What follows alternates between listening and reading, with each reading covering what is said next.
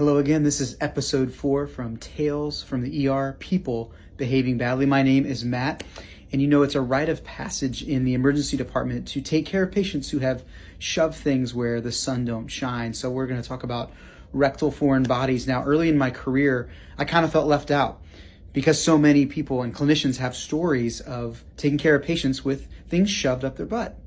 You know, whether it's a pineapple or a live gerbil or, a misplaced wine bottle or all kinds of other various and sundry items. I was pretty far into my career and I still had not taken care of many of these until one fateful overnight shift. It was about 3 a.m. and things had really settled down in our emergency department in a small town, and this man came in screaming. Now, this man looked like he was maybe from Duck Dynasty, except a big boy, big, long, white beard, screaming, yelling, "I've got glass in my bleep." He had glass shoved up into his rectum.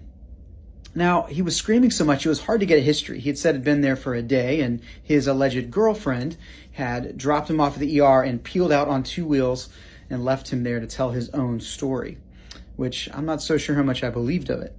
So we get him in a position, so I go to examine him from the backside, and to my surprise, there was a large blue straw emanating from his buttocks that was shoved firmly into his anus. So we weren't really sure what was going to be on the other side of that.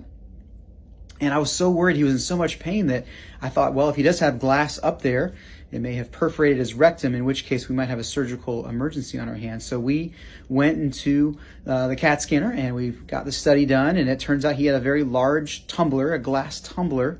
I actually measured its dimensions. It was 3.5 inches wide.